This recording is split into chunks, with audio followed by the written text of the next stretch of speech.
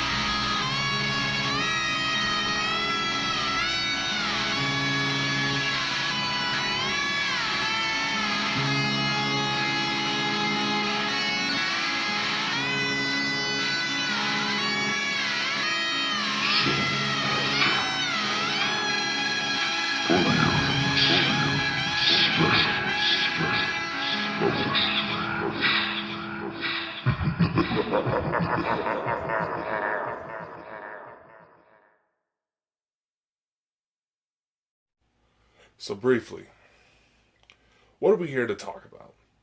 Well, on this episode of Specials for the Strange Radio Show, the topic is the science of exorcisms. Are there legitimate possession cases? Or are these all misunderstood episodes of severe mental illness? How can we tell the difference? What sort of steps are being taken in order to implement and recognize the fact that not all of this is a matter of the supernatural, but rather a very unfortunate side effect of the natural? Both are topics that deserve and much need, and have much need for more research. But is there anything that we know today that can help truly determine whether or not we are facing the very origins of evil, or just an unfortunately messed up situation? These are questions I get a lot, and I'm hoping to answer tonight, as well as a few more. So real quick, we are going to take a commercial break. When I come back, we're going to dig right in.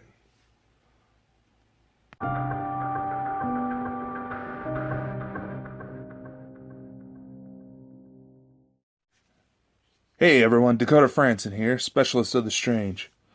I just wanted to come with you real quick about potentially doing your own podcast. Have you ever wanted to start your own podcast? Maybe you got a lot of questions like, how do I record? How do I get my show into all these apps that are out there? How can I make money?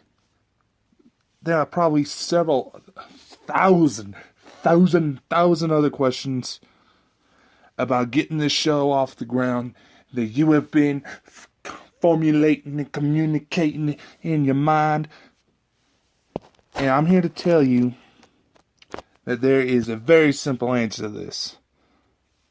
Anchor. Anchor is a one-stop shop for recording, hosting, distributing your show. And best of all, it is 100% free.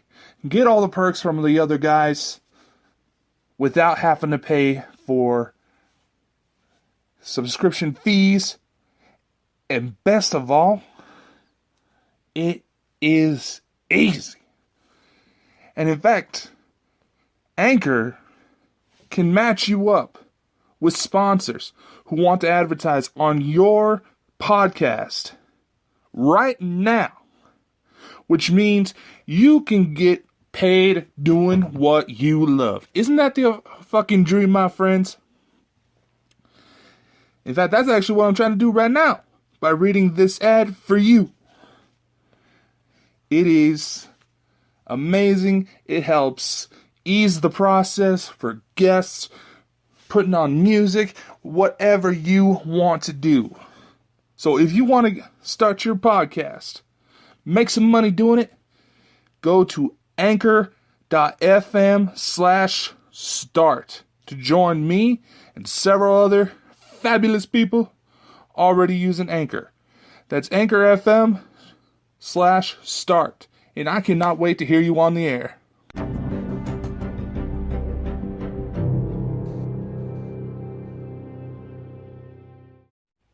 So loosely defined, how do we start? Well, let's say this. Let's start here. Loosely defined, an exorcism is the removal of negative energies from a person or location. Well, what sorts of negative energies are we talking about here? Are we talking people all of a sudden in a grouchy spell? People seem to be picking fights for no reason.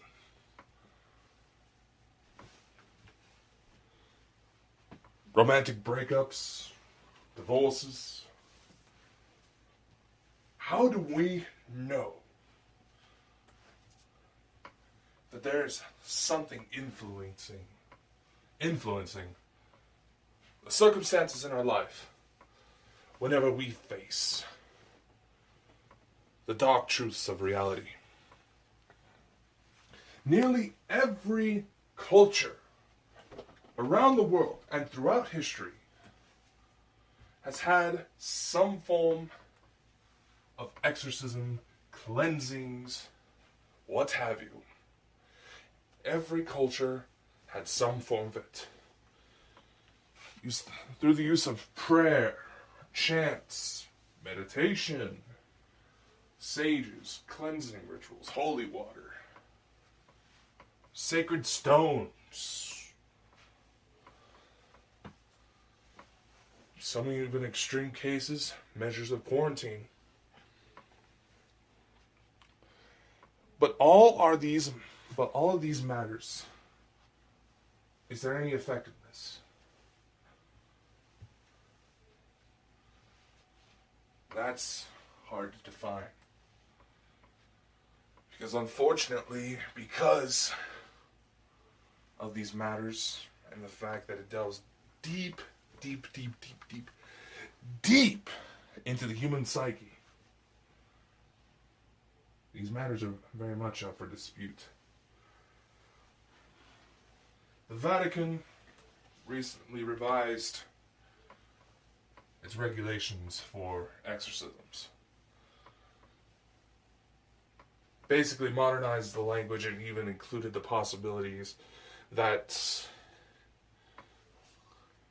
those who are seeking whether or not to truly evaluate whether or not an exorcism should take place should consult the help of mental health physicians to eradicate all possibilities before coming to the deep conclusion. However,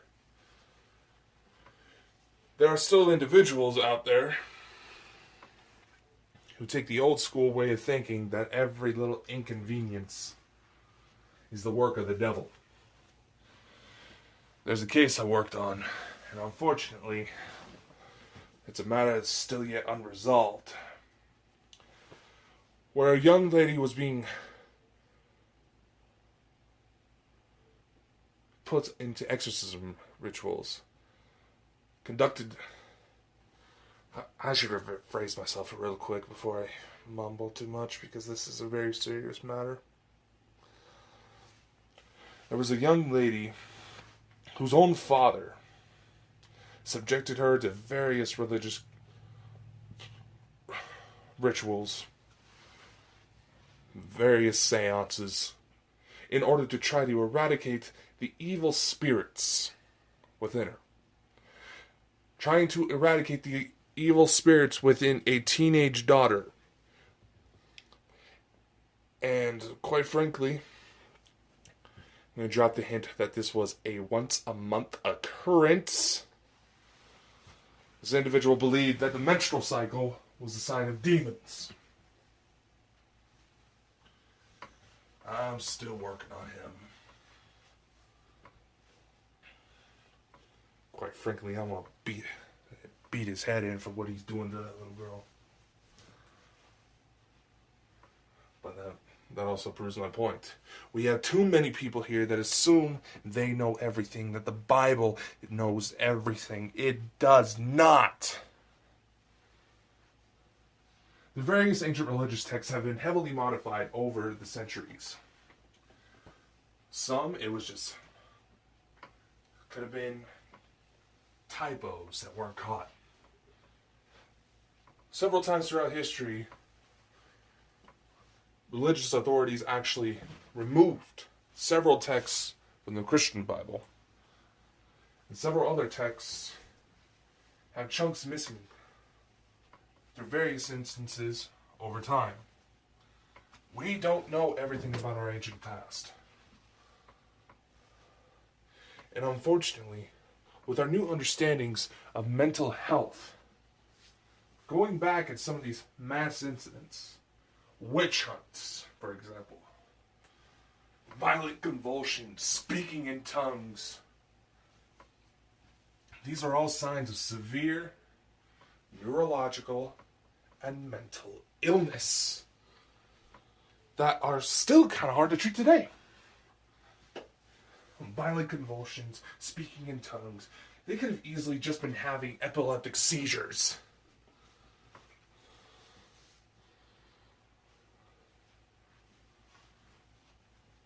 Speaking in tongues. There are several instances that can make someone mumble nonsense. And none of them are usually good. There's ways you can beat yourself upside the head and obtain a new accent, even if you've never been to that location. Even the excuse of the unhuman like strength and rage that these people who are under demonic influence, quote unquote, seem to exhibit. The human body is a lot stronger than we give it credit for. But the upper regions of our mind have shut-off valves, basically, that realize if we were to go and continually commit to these acts that would require great amounts of physical strength, we could really mess up our own bodies. That's why there's the joke. Why is it that a person who's living can have trouble opening up a bag of potato chips, yet if for some reason, somehow, that person were to be turned into a zombie, they could rip open human rib cages with their bare hands? That's because, assumingly, the zombie virus took out the upper regions of the mind that would say, whoa, whoa, whoa, better stop, man. Better stop. That's gonna hurt. The human body is capable of so much more than we're given credit for. Now here's the other instance that a lot of people try to argue about when it comes to true demonic influence. How those who seem to possess knowledge they wouldn't otherwise know. They knew things about the people and places around them that they should have never known, or they had no way of finding out, so on and so forth. The human intuition is also a very undervalued and underestimated tool. If someone pays attention just enough, realizes the patterns within human behavior, you can find out a lot about a person just by observing how they work, how they act, how they speak.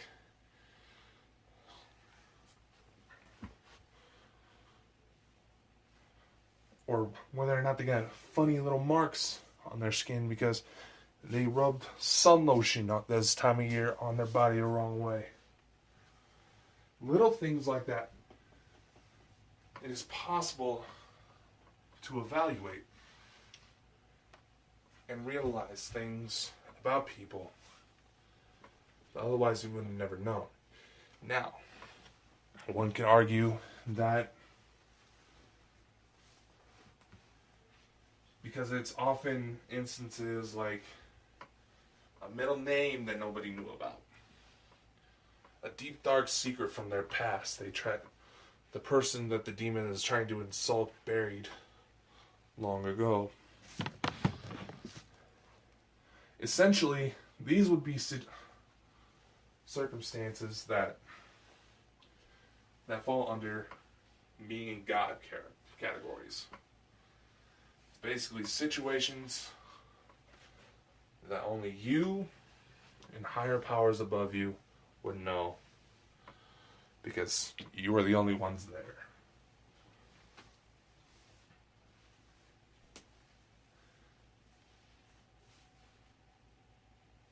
This is also a test of psychic ability. There's certain things I keep quiet about myself whenever I'm testing psychic individuals. Things that you will never find in one of my books or any speaking events. And the only way you might have known is you happened to run into somebody who was there. This is a measure I use to test people. And there have been several instances where they were able to get it right. But let's not focus on that right now.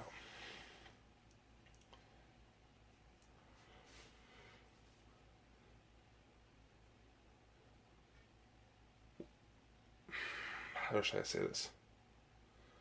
In spite of the one-off instances, like I just mentioned, there's too much out there that mimic the bias, the stereotypes we associate with demonic influence, to where it makes the situation a lot harder to pinpoint. Now, you might be asking, Dakota, have you ever dealt with a situation where it turned out to be a real, live possession?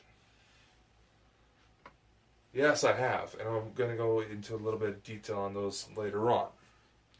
But the fact of the matter is, right now, if I had to put a rough number on how many cases I've dealt with, in my years of being active, which has been pretty much most of my life, I've taken on well over 40,000 cases by myself. No, that feels too low. 50,000 give or take cases. And these have been situations that have spanned the globe.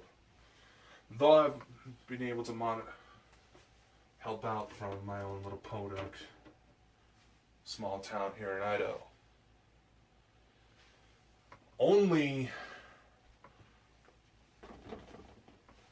let's say 400 ever had instances where I couldn't readily deduce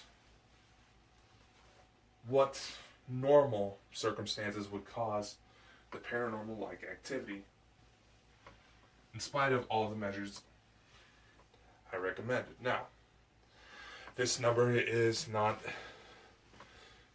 can also be argued that it's not very accurate, due to the fact that some people, a lot of people, don't want to listen unless you already validate their preconceived notions.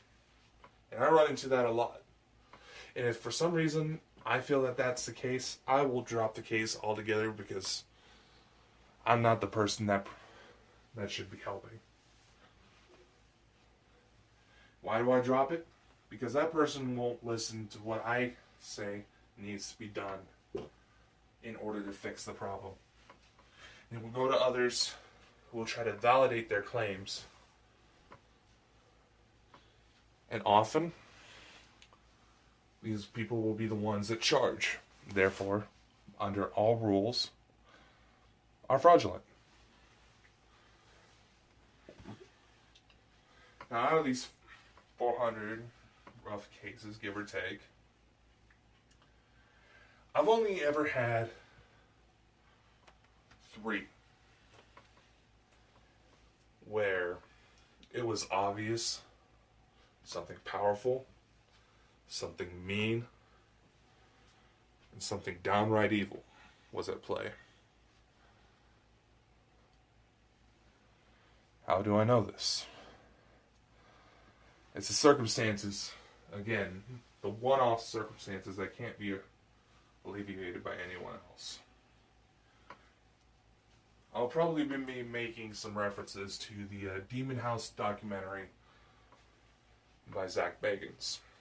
I'm just simply using this as reference points, because couple of the teams of my network who have investigated locations that Ghost Adventures has in the past have come forward and busted that someone within that network is falsifying evidence, is planting shit within the environment to make it look good for TV. And in some cases, it's argued that Zach and the crew may not be aware that certain things are being altered. A few cases, mostly in their early years.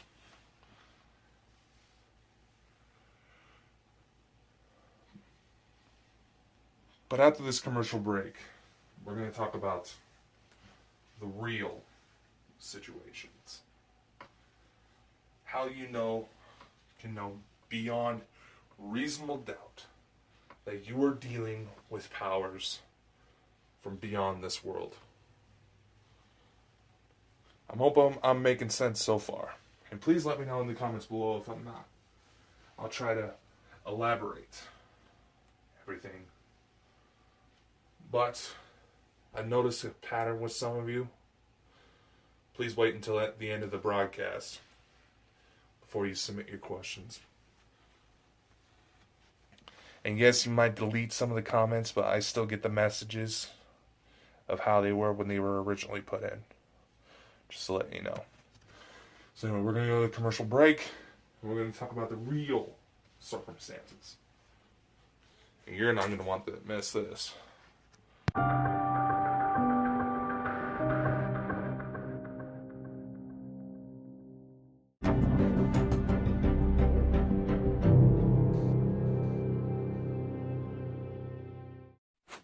And welcome back.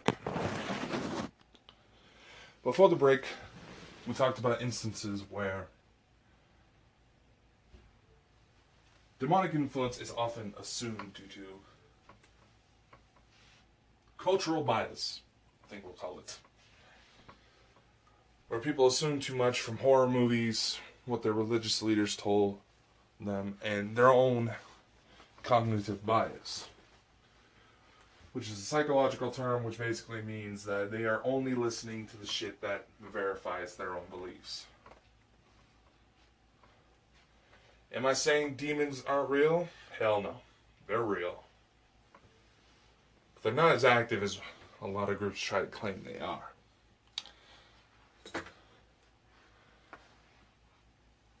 A big influence in modern day demonic activity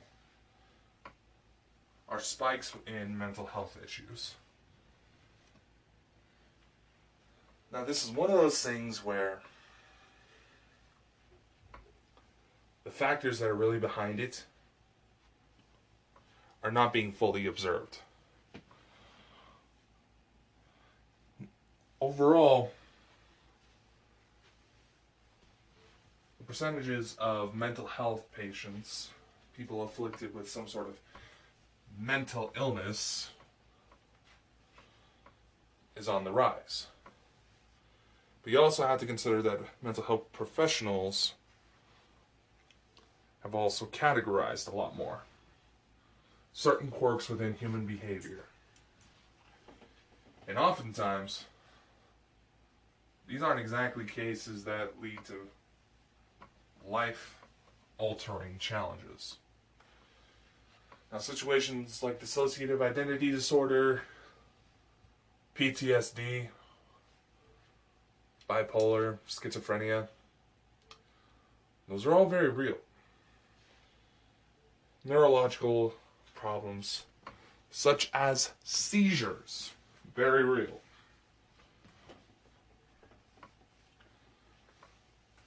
And these are a lot of things that a fix is often,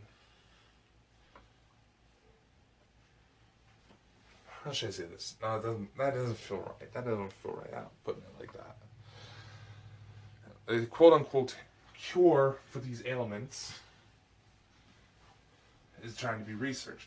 However, there's no way to really research the conditions behind the human mind unless they figured out how to hook us up all up to like miniature brainwave machines that we can fit inside of a baseball cap, miniature MRIs, and CAT scans, and all that, to where they can just hide that in our clothes, and we can link our clothes up to a smartwatch and say, I have a bowel obstruction. I better go see the doctor.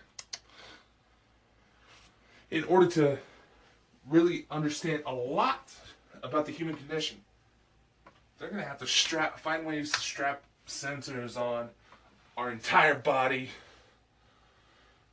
to find out what the heck is going on. Maybe that's what those futuristic jumpsuits are when you see like old time travel movies where you see everybody's wearing those jumpsuits that cover their entire body. Maybe that's what that is. They got like nanobots all over. That's what it is. Maybe that's what it is. That explains it.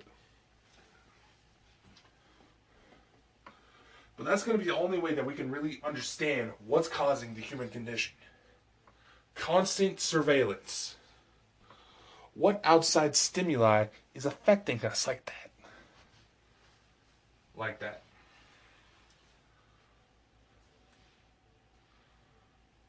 However, there's certain things where you absolutely know that something is off.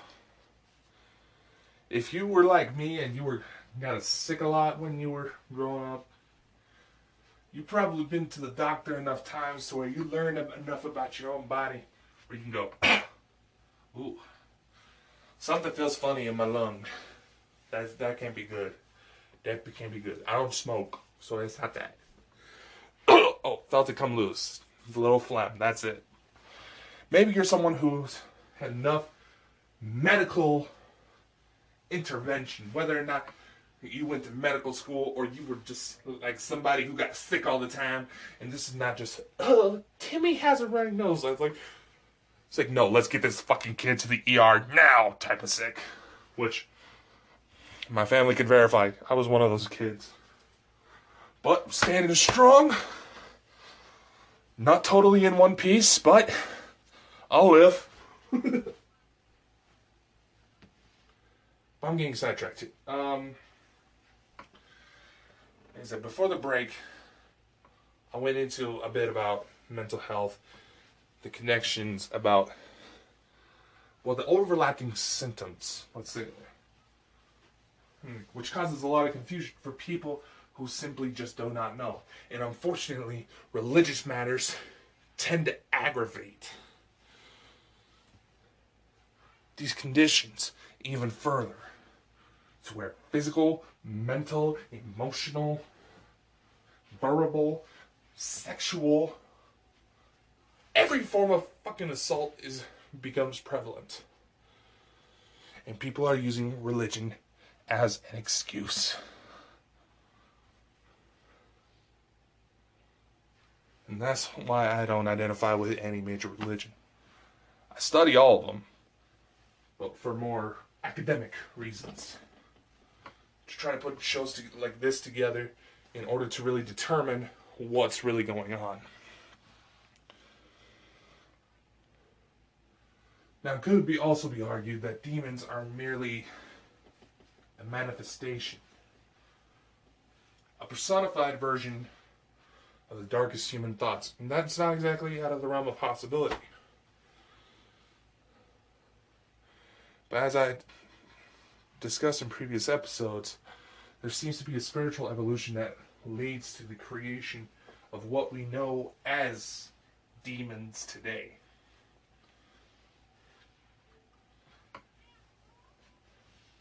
And if you look at some of the more extreme cases where demonic influence is something that mental health professionals, social workers, police officers, firemen had to go. Don't make me go back in there, man. Kind of like the situation with the demon house in Gary, Indiana. Do I believe that might have been a legitimate case? Oh, hell yeah. We have children walking up walls with nothing holding them up. Now, don't get me wrong. I've seen kids who are flat out monkeys and seem to find ways to crawl up into shit to where you go, how in the fuck did you get up there? Where you want to yell at them for monkeying around like that, but you're too damn confused. Like, hey, ooh, where's little Georgie? Georgie, where's little... How the hell did you get up there? And they're laughing like the evil little shit they are. I'm not talking about those cases. But that backs up my point. The human body is capable of a lot more than what we give it credit for. But there's instances where you cannot doubt that some sort of demon is responsible. People being able to levitate.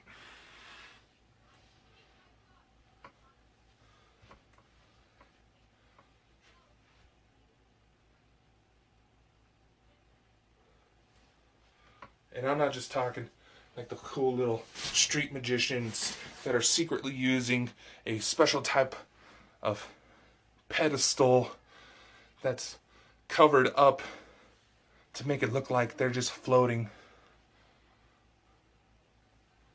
Or not talking the monks who can exhibit superhuman powers. Though that doesn't play a part of it, I'll explain more. The situation where kids are all of a sudden claiming voices. Yes, get them to seek help. If you've had any history with drugs, especially. There's been cases where I've known little kids say they had conversations with the devil, but the reality of it is their mothers used methamphetamines when they were pregnant with that child. They cleaned up their act after the kid was born, but it was too late to save the kid from any neurological damage that comes from it. There's also cases of spontaneous combustion. Now, there's been certain tests done to try to figure out what causes these situations, where some are trying to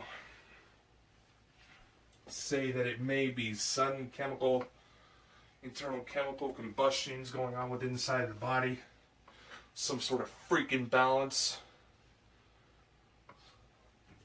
There's also cases where they tried to claim spontaneous combustion, yet the cigarette butts are right there on the floor. Hint, hint, smokers. But I'm talking where you can just look at the person and all of a sudden you see blisters forming. Blisters that fill with blood. And they just grow like some sort of monster mutation movie. And they just grow out of fucking control. It's fucking horrifying. Having flashbacks.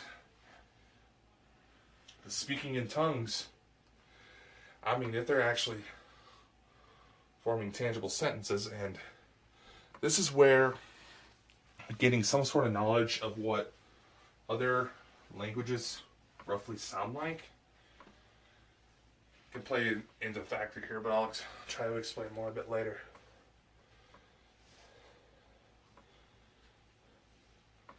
But so far, under common understanding of what happens during demonic possession, spontaneous combustion is a sign that you got something real fucking nasty messing with you.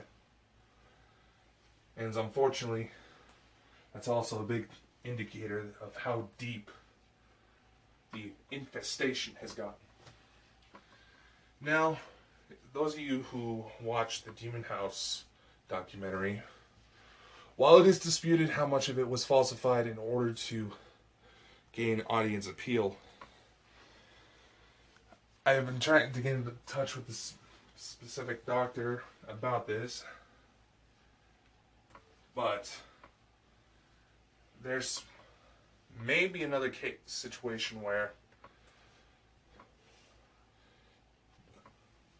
demonic infestation may not be easily hidden for the people who are aware of this.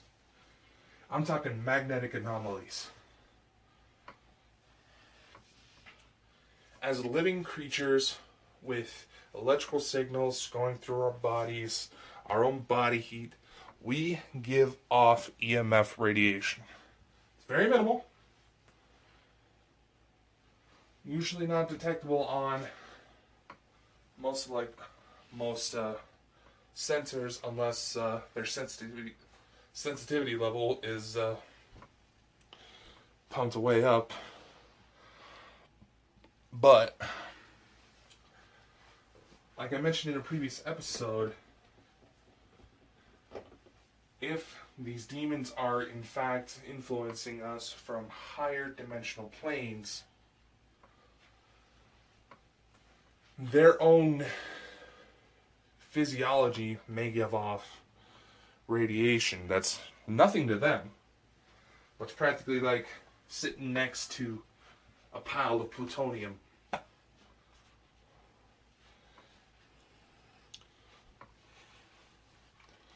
And for those of you who don't know, plutonium does feel very hot when you are close to it.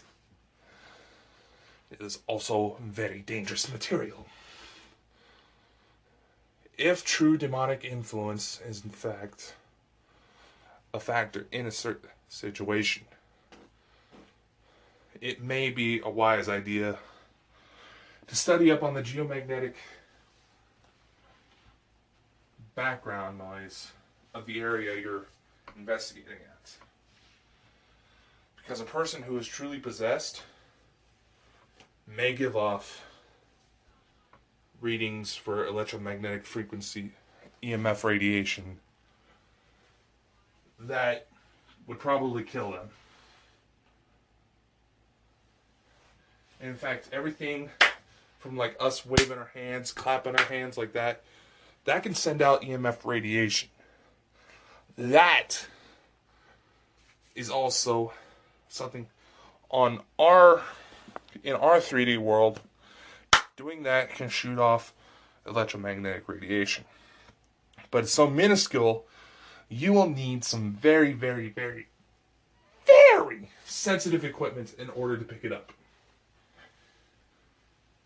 And to which the type of equipment I'm talking about is often sent up into space to minimize possible contaminants.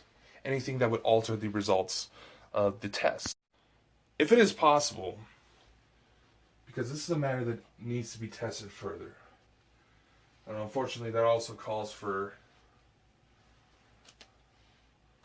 more messed up situations to unfold. If it is possible to bring this test and show it to some of the highest religious officials, we may have a steady ground on proving the existence of the afterlife. Now, how can this work? Well, here's something I want some of you to do. If you got some time, look up the 5D storage crystals. They are new storage devices developed. Now, in the pictures, roughly, look about the size of a contact lens. Very small. But they have thousands of times more storage than our traditional methods nowadays. Say, to put it in a rough, use an example I used in an earlier episode. 1 terabyte of storage is roughly 1,500 old school DVDs of memory. That's 1 terabyte. They say you shouldn't need to go over 1 terabyte unless you're running a big box or corporation. These tiny storage methods because they so-called operate with more dimensional storage, it gives them thousands of ways, times more ways to store information. Therefore, should be noted that if a being exists on a higher dimensional plane, their EMF radiation will probably seem thousands of times more powerful than our own if their physiology operates under similar paradigms like our own. It is plausible that if we were to somehow become a four-dimensional being, for example, our body heat would grow exponentially simply because it has more air, more directions to radiate out from. And like I mentioned before, under current understandings of how the dimensional framework of the universe works, if something from those higher dimensional planes were to interact with our own three-dimensional plane, we're not going to see them completely. What we're going to see is some sort of morphing mess object thingy just kind of floating in the air.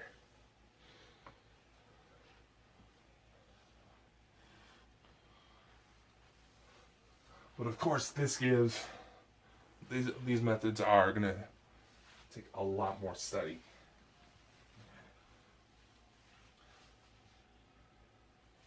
Now, as for how can these real situations be dealt with, it requires a lot of study. There are cases where you have demons acting alone. There can be cases where you just have people who are complete assholes in life taking on some of those negative energies, therefore making them worse. Essentially, this is the part of the story where I tell how an exorcism should be played out. It requires if you want to really understand how this all works and how to combat it yourself. A lot of religious cultures say that it should be an experienced religious leader that takes on an exorcism. Why is this the case? Because they've had more time to study and completely understand how the mechanics works. But if anybody can grasp their mind on how these all things really work, anybody can pull it off. That's why some groups also believe that if someone were to have first-hand experience with both heaven and hell, which is kind of my deal, they can become a lot more effective in exorcism cases. Because they've seen firsthand what it all entails, how powerful these things can be. And it's merely just a glimpse into the overall nature of reality itself. So you may be wondering if you think that you have a case that defies all logic, that it's clear that something is causing influence and that is causing harm, you can take it on for yourself. Because a lot of these things, they don't expect you to fight back. And you can fight. All you have to do... I told a client of mine earlier who believed that there was something that had followed her family and may have been targeting her children. I told her that you can go resort any sort of religious prayer. You can just say, in the name of Christ, you are no longer allowed within this home. I told her the mentality that she needs to present herself, if she decides to go this far, is Mama Bear. put up the mentality that you will do everything it takes to defend yourself and your loved ones from coming to any further harm. And you can get creative. Just about every form of exorcism out there can have some effect, but it relies on your own mentality. That's the first part. The second part, you have to really read into the history and understand what is powering it and remove that influence, if possible.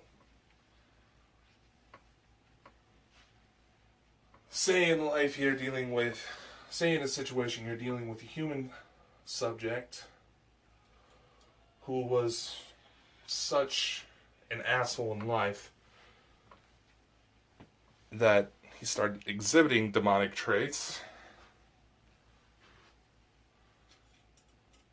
Let's say, for example, he attacked young girls. And you move into a house and you got a young daughter. Say, for example, it's focusing on that little girl because it reminds him of the victims he took in life. You have to strip that power. The person that is in the center of that being victimized, they also have to take that power. They have to reclaim themselves. And it requires coaching kids. And that's one of the hardest things to do. A couple of you may be wondering what sorts of demonic cases I've dealt with. There was one where a young lady, she was about 11, 12 years old at the time. She somehow managed to get hold of a demonic summoning spell. It didn't conjure up anybody high power. That was the first thing I did. I know some cultures say you don't want to repeat the demon's name as it gives it more power. It can also give you power. Because a lot like how psychics will ask your name and birth date. That, genuine psychics, if they ask for that information, not only is that their way of getting permission for them to look into what's going on in your world, but it helps them kind of narrow down to your frequency. It works a lot like radios. You can coach a child on how to protect themselves. And you might have to get creative. In some cases,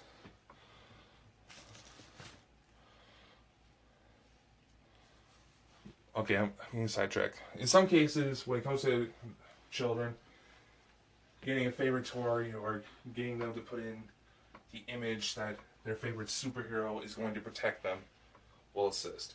The case where I had a 12-year-old try to summon a demon, her motivations were that she was being abused at home and wanted something to help her to escape. And she felt that the angels weren't moving fast enough, in a way. So she resorted to a demon who was more than happy. But however, in the process of her allowing the demon to be around, its influence started to take over her. And it was during these sessions, I had to identify who the demon was, call it out by name, so I can direct my own energy, as well as the energy of the beings I utilize for my own sort of exorcism cocktail, I like to call it. So I can focus everything down on that specific entity in order to get it out of her.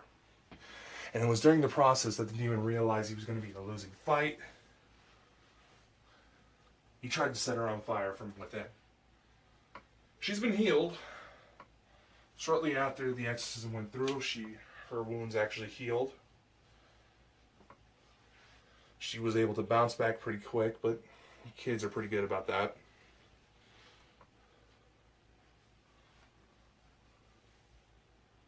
And in order to completely take care of the problem, I called in a favor to get her removed from the home. Because part of the abuse was that her own father was sexually assaulting her. We got enough to put the parents away. She moved to another state to where she just recently graduated, as a matter of fact. Met a nice guy, has their life together. She swears she sees things trying to get her attention from time to time, but she remembers some of the tricks I taught her back when she was a little kid to help keep them at bay. That was unfortunately a case that had a happy ending. The case I'm leading up to, and I almost have everything put together with my old teammates, if you're wondering. That one didn't exactly have a happy ending, because it nearly killed us. And sometimes demons will do that in the most darkest times. That's why it's also a good idea, if you ever believe that you're about to take on a demon, the idea of confession. Getting things off your chest that the demon might influence, try to utilize against you, is always a good idea. I'm going to go to a quick commercial break. Then we're going to close out this show. Stay tuned, because the trailer for my upcoming book will also be coming up.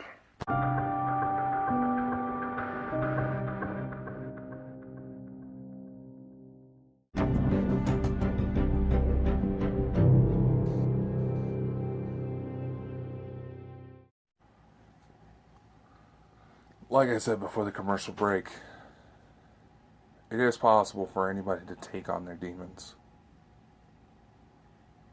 But the main thing is, you have to let go of some of your own personal ones.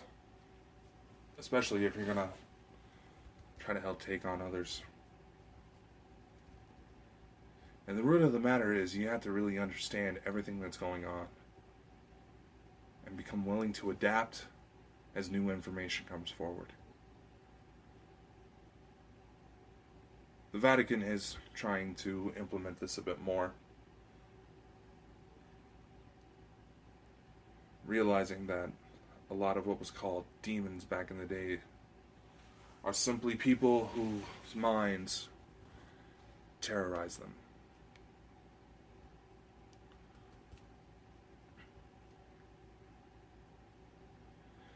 Now there are cases where it seems to be both. Someone who's dealt with mental illness somehow attracts real life demons, and that's where trying to find the environmental factors that come into play, the times of intense heat, the sporadic laughing that seems to be coming from all sorts of directions, animals that behave wildly.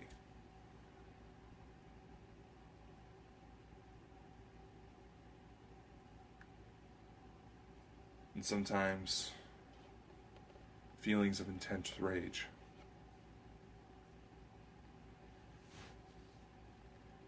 My team underwent a case where one of us was taken over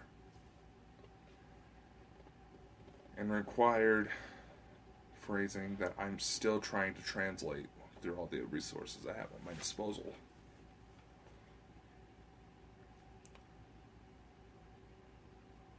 Required an exorcism chant that I'm still trying to translate. Based on what I've found so far, the phrasing is Enochian, said to be the language of the angels.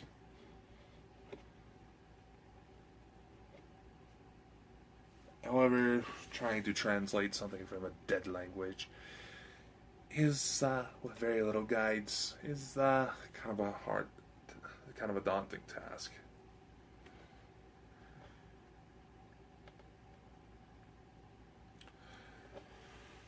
Because of the circumstances, the Enochian wasn't enough to completely eject the demon, but it was enough to weaken it. By the time it came for round 2, a second exorcism was involved, to where we can actually physically see black mass shoot out of the person involved.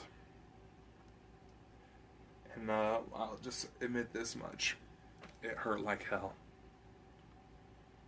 And it felt like something was literally squeezing onto my lungs as it was going out. But that's for future episodes. Because I feel like this is an account where it's probably best told by all the people that were involved. Or as many as I can get to come together. So that being said, that's the end of our episode for today. Be sure to leave a like and subscribe if you enjoyed it. If you got any recommendations for future episodes, please do feel free to let me know. I'm simply a one-man operation. I can't think of anything all on my own. And because you are all so awesome in listening in, and you've been a great audience so far, I do appreciate all of you. I do have a project coming together that I would think that some of you might enjoy. And I also do believe that it might help out a lot of people. So the following is a trailer I put together for my upcoming book. It is titled Dear Coda, The Letters You Wish You Had. It is essentially a concept where I write letters through time to my past self when major life events came up. So if you don't understand the format of the trailer, that's what that is. I'm going to play the audio portion for you here tonight as soon as I'm done talking. I hope you like it. Please do let me know your opinions on it, because I did edit everything by myself. And as well, check out the video version on my YouTube channel. Anyway, this book will be out in October to digital book retailers all over the world. We'll try to get it to where all the usual stores have it available by just in time for Halloween, but that's kind of the tricky part. So I hope you enjoy. Remember, this book will come out in October. I'll see you next time, my friends. There was a time when I used to think I was alone. The things I knew, the things I could see, are things any kid should see.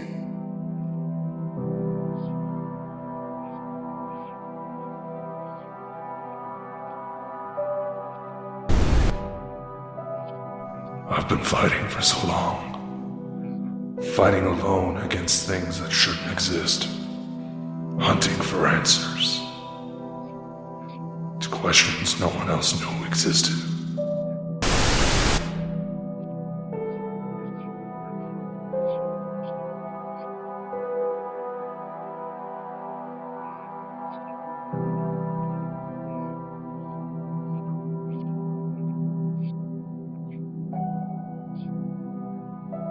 I have no clue what to do. There's so much going on, I can't even focus. I need help, but everyone just keeps leaving. I stood my ground when no one would come. A few hands from the shadows would rise to give aid. But this venture was all mine, so I let it become my empire.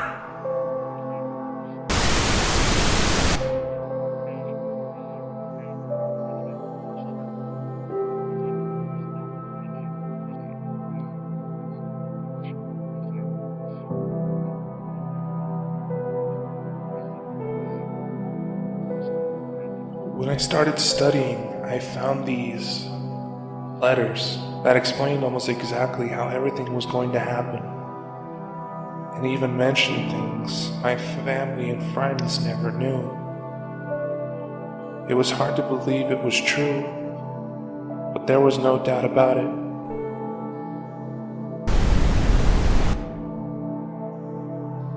I found something along my travels, a gateway into the past, if you will. With the help of my allies, I was able to tap into its potential, hoping that the person most important in my conquest could get the help they needed to overcome what's coming their way.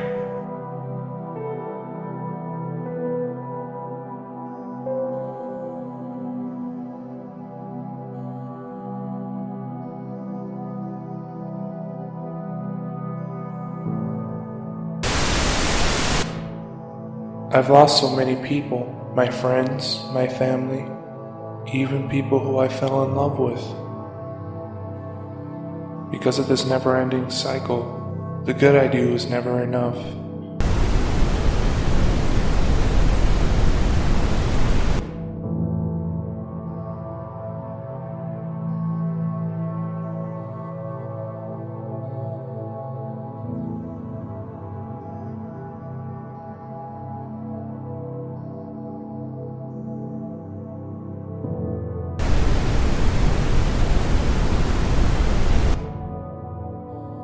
My eyes in other realms tell me my plan has worked, and the reaction was as intended. But there is no way to know for sure, because I still need to move forward to lay the groundwork for something better.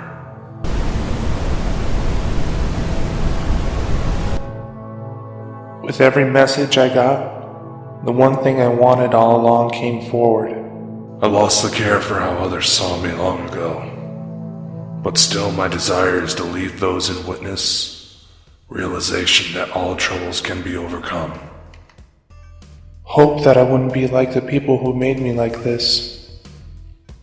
Hope I could one day find and build the family I always wanted. Hope that the cycles would end and the adventures would begin.